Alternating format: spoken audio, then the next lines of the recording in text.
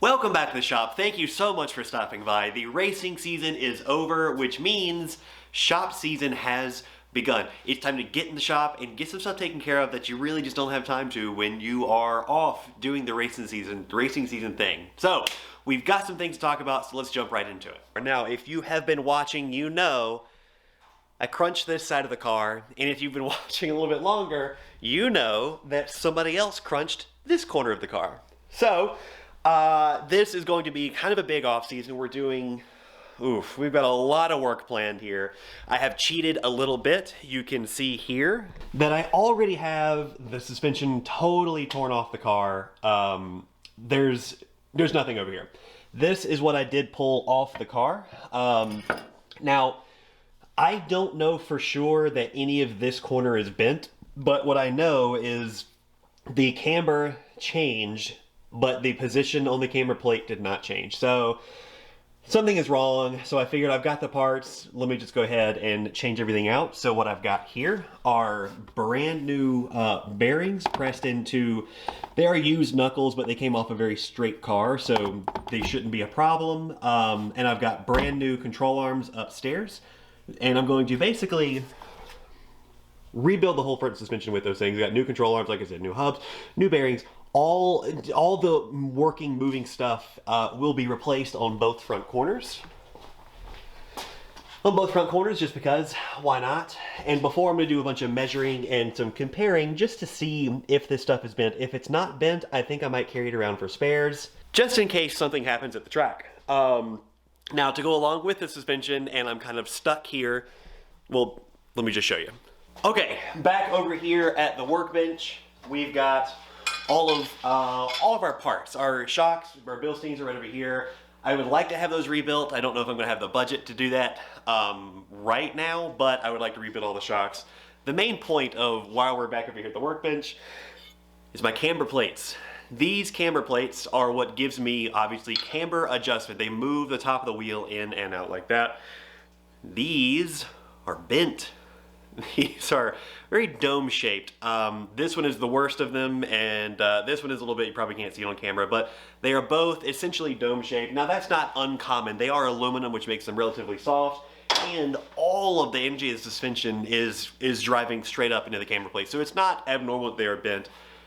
Where it gets interesting is this car, because racing and race cars, this car, the shock towers have been modified to allow these camber plates, and these camber plates are for a Nissan Versa. So, everything else looks great. They are on what is called a pillow ball mount, and it moves freely, it spins. It does everything that it should do. This part I think is fine, but I really don't want to put bent camber plates back on the car. They should be straight because race car parts should be straight. So I am currently hunting for those parts. I was hoping to get the front suspension back together and back on the car and take it to the dyno because, and this is the next big project that we're going to have to do during this off season. Let me show you. Now, I'm trying to blow through these updates because I do not want this to be a long video. I want to get some work done and show you guys what we're going to be working on. This is an engine, and it is in the race car. If you've been paying attention, it sounds weak. It feels kind of weak to me. I think it is hurt on one cylinder. Long story short, we got another motor. We've got another motor that I want to put in the car. I got this from a buddy. It's just a used Honda Fit motor. It's not magic. I want to put this one in the car so I can go through and refresh this one. Hopefully the bottom end is okay. Refresh this one to put it back in the car later this season. Most of the season I intend to run this motor. It's just a Honda L15. I don't believe there's a whole lot special about it. And it was cheap, and he brought it to me. So it should be good. It should run fine to get us through most of the season until I can have this motor refreshed. Now, I don't exactly know how I'm going to do this. I know that the car is more or less designed for the motor to come out the bottom, but that takes some equipment that I'm not sure I have. I might have to take it somewhere else and then have somebody help me do it. I don't know, but that is that's going to be a big project for us this off season. Just swapping that motor. Everything here is stock, straight down to the air box is still in it. Like, all that stuff has to remain stock. So it's not a crazy swap, but it is going to be a big deal to get this race car back up and running, hopefully by March. Now, here's what we're going to be working on today. Now, today we're going to be working on the body work. Again, I was hoping to have this front end put back together. I'm struggling to find camber plates, so we're gonna have to put that on hold while I wait for people to get back to me on some stuff. And we're gonna go ahead and start working on the bodywork. I stuffed this thing at VIR a couple of weeks ago, smacked the wall pretty good. My neck and shoulders were sore for a couple of days afterwards. Unfortunately, the video isn't really all that exciting. But I still have to fix what's here. It's wrinkled, it looks terrible. The car deserves to look pretty good because it's just such a good car. So anyway, basically all the body panels on this side need to be taken off and replaced. The fender, both doors. I think this bumper might get replaced. The headlight is broken up and needs to be replaced.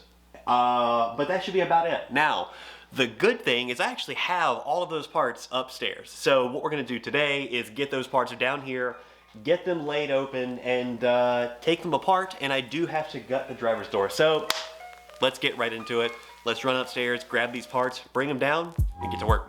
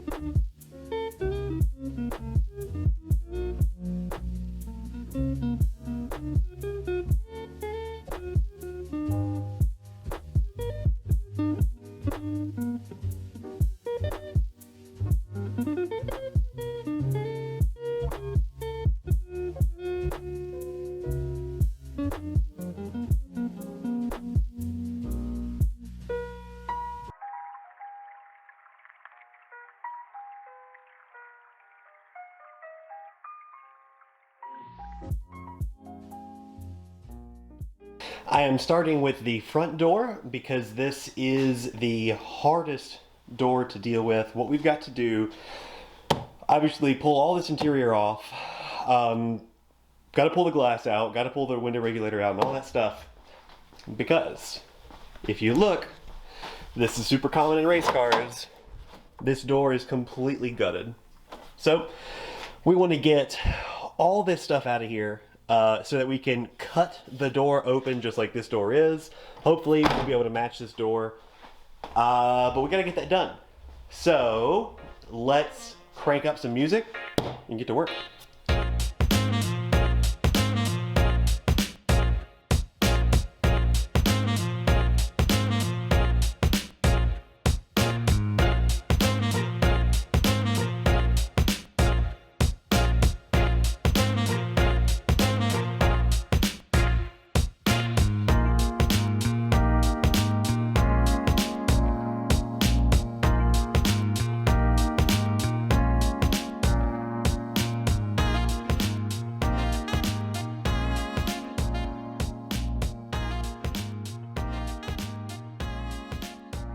Okay, so I have the door off the race car here, and here are some things that need to be thought about here. Obviously, power windows still work in the car, have to have this door handle working, and you can see here how the door has been cut out.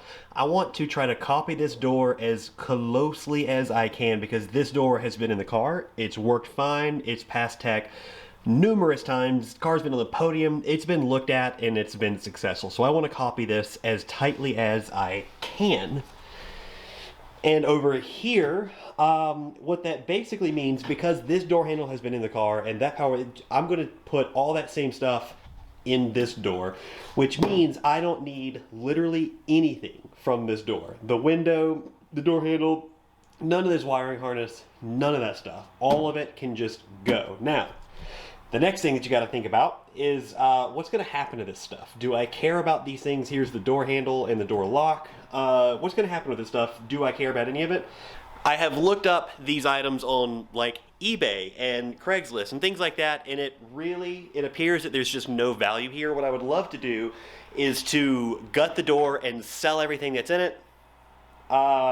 Doesn't appear that's going to get me very much, because you can recoup costs. As a budget racer, I'm all about recouping as much cost as I possibly can. It doesn't appear that the store is going to give me any value other than the door itself. So what I'm going to do is I'm going to cut it out with everything still in the door.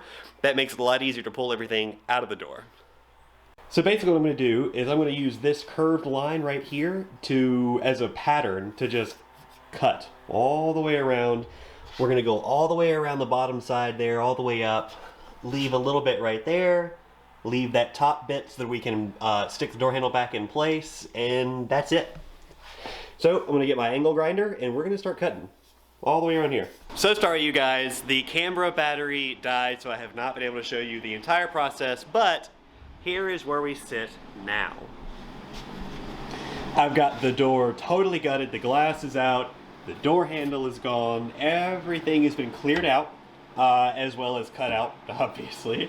All the old stuff is right over here in a pile, probably just gonna scrap it. And so what I'm doing right now is obviously cutting the door out like I did, leaves a whole bunch of really sharp, nasty edges.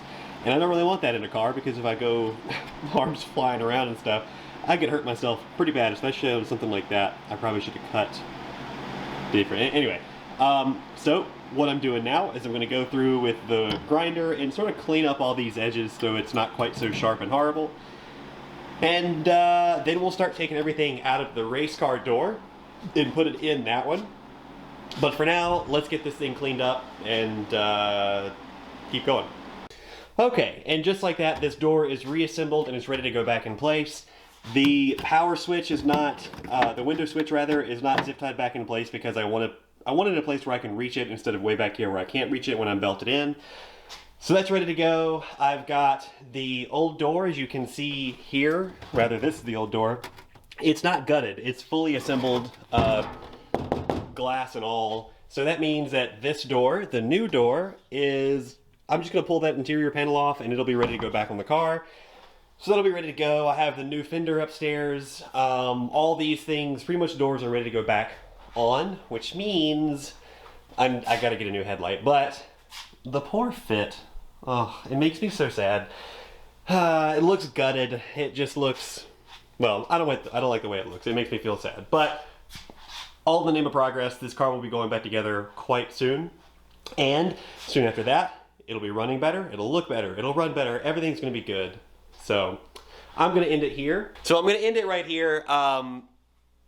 The power of YouTube is going to make this seem like it did not take all day.